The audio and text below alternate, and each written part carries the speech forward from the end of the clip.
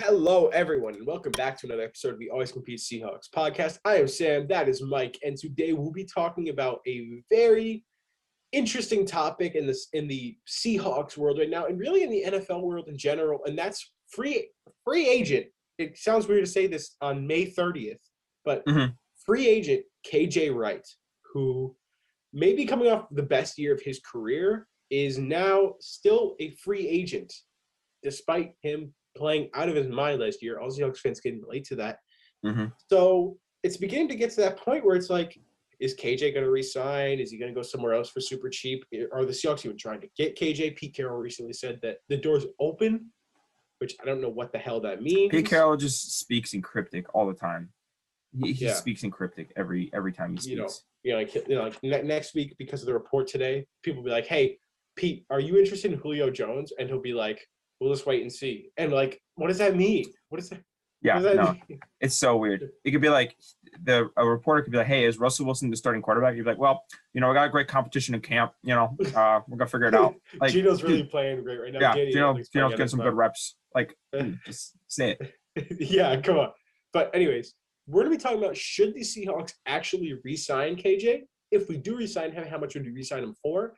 And then who could replace KJ if he does not. He left. Tears. Thinking about KJ leaving gives me tears. So yeah, that's very sad.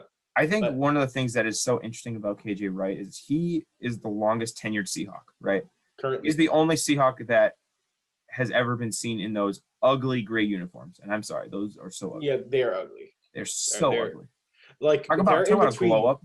They're in between two pretty good Seahawks uniform periods. Like, I like the originals, and I love the new ones. And in between are like those ugly. It's like, you were cute as a baby, and in your teenage years you were like weird and awkward, and then you had a glow up, and now you're like hot. That's what they are now. They're hot. And then you got plastic surgery. That's our color rushes. You got plastic surgery, and you're really hot. Every episode just includes simping, so that's just kind of how it goes. But it's kind of nice. Only that's how long he's been on the Seahawks, right? He's been seen in those ugly gray uniforms. The amount of just amazingness, I was struggling to find a vocab word there. The amount of great things that KJ has done for not only the Seahawks as a team, as a linebacker, but just as a person, great in the community. I mean, this guy is, a pillar citizen, obviously amazing on the field, is fantastic alongside Bobby Wagner. So I think I don't know one Seahawks fan that would be opposed to bringing him back. I know every Seahawks fan has been yelling on Twitter to bring him back. Poor Joe fan probably gets 50 questions a week about how we're going to bring KJ Wright back, but we're definitely in favor of it. But we are here to break down how they could do that, if they could do that, and then if they can't, then who would be kind of the replacement for that? Yeah, and I think we're at the point in this offseason where we could be like, well, it's starting to look like KJ won't come back. He's said multiple times that he will not take a hometown discount, despite wanting to stay in Seattle. He said that he will not take a hometown discount. That's negative number one. We have $4 million in cap, meaning that you think he'll take $4 million? Like, come on, he won't take $4 million. No, he's not going to do that. So we're really at this point where it's like, man, I think it's the end. Now, I don't really think this is a question of should we re-sign KJ. It's how we'll re-sign KJ. Because obviously we should, but how could we get it done? And frankly, I don't see a way we're going to get it done. I just don't. I can't see a way because I mean, think about it. I'm sure Russ and Bobby would welcome restructures. I'm sure they would. I'm 100% sure that they would accept restructures to bring back KJ. But I don't think Pete Carroll will, which is a weird thing to say. But if you're a Seahawks fan, you definitely know what I'm talking about. So, I think we're kind of at this point where, I mean, the max you could sign KJ for is $4 million a year. Mike, I don't know about you, but in my opinion, he won't even think about taking that deal. No. I don't think that's so either. The only thing that's going to really help us out, like you mentioned earlier in the episode, it's getting late in free agency. The last final quality players are finding homes. If KJ goes unsigned and it's between signing in Seattle for $4 million or not playing, he's going to sign in Seattle for $4 million. I don't think that a lot of teams out there that need linebackers are looking at KJ Wright just because of his age. I think one team that would take a swing at KJ is Green Bay. I think that. Oh, don't even say no. KJ I hate Wright to say it. The Packers. And you know another person who might take a swing at him? Who? I don't even know if I want to say this. New England? No. It's somebody in our division. Stop. I'm just gonna stop you right there. I'm just I think the Rams would be willing to pay on him. KJ Wright. I know it sucks to say that. It sucks. But think about teams that we're at the point of free agency where usually the only teams who sign players at this point in the year are contending teams. Teams that are getting ready to contend and see that quality bet, and they're like, yeah, we'll throw $7 million for you. Come on to the team. Help us win a ring.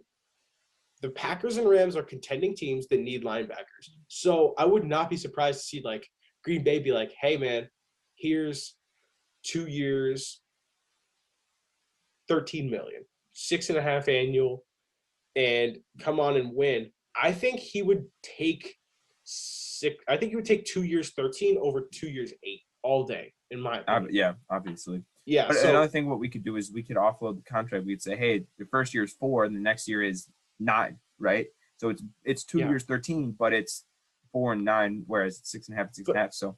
But also, I think that he wouldn't want to. I don't think he would want to resign a 2-year if he'd only get $4 million in the first year.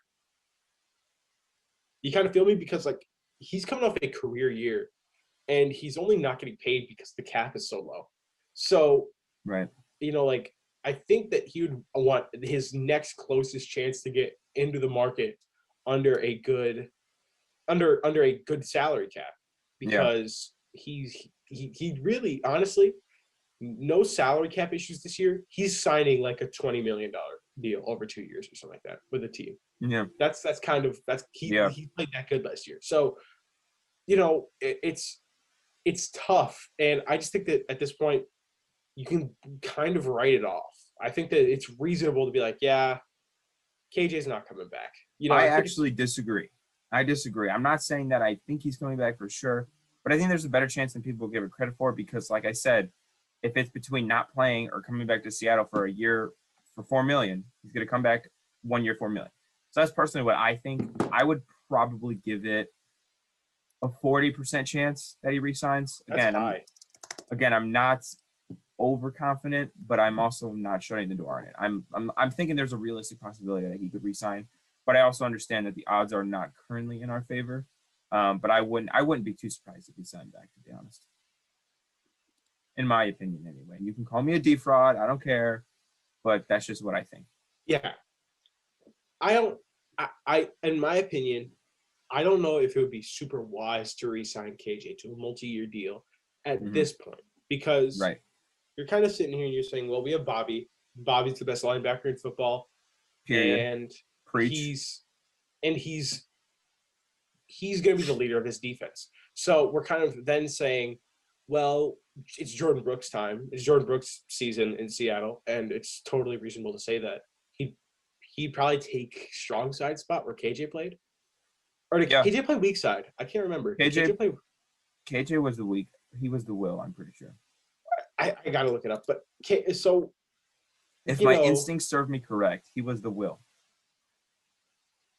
So okay, yeah, he was a strong side. KJ was a strong side.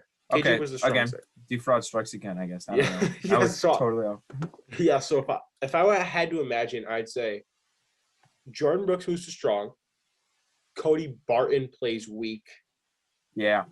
And I don't have a huge issue with that. I think that Jordan Brooks is great. Jordan Brooks is great. He's a stud. We're at the point where like he's so good to the point where we need to focus on developing him a lot. Mm-hmm. Get him on the field as much as possible. I think it's kind of the same with Cody Barton. Like we need to be like, all right, we drafted you in the 3rd round a couple of years ago. We traded into the 3rd round to pick you. We need to give you playing time. We need to give you a chance. So 100%. Give me your opinion on like, I'm okay personally with Cody Barton at Will, Bobby at Mike, and then Jordan Brooks at Sam. What do you think? Yeah, I think that's definitely going to be the defense. I think that's just the top 3 linebackers on our team. You could maybe say Darrell Taylor, but I don't know. I think he's more of a defensive end. Yeah, I don't see Darrell Taylor playing linebacker. But there was rumors that he was at outside. So I don't know. Maybe you could do that. He confirmed that he was getting Sam snaps in camp, but right. I don't know how I like his coverage. I don't know if he can cover really at all. I think he's a pass rusher. But then that would be like we'd line up in just a 4-2 because Darrell Taylor would probably really only play on the edge. So right. Just Bobby and Jordan locking down Cooper Kupp. I love it. Yeah. Do it every time. Inject it into my veins. Anyway, I think that you're absolutely right. If we run, our typical 3-4, we're gonna have Jordan at strong, Bobby at Mike. Bob. We're gonna have Bob at Mike, and then we're gonna have Cody at Will. I don't see nothing wrong with it. Cody Barton, in my opinion, isn't great, but again, like you said, he's younger. He needs time to develop. I'm really excited for Jordan Brooks. If I've said it once, I've said it 1,000 times. Really, really excited to see Jordan Brooks. Fun fact: follow his wife on TikTok. Just a fun fact: follow him on TikTok. I was the little head nod, the subtle head nod, but Jordan Brooks is.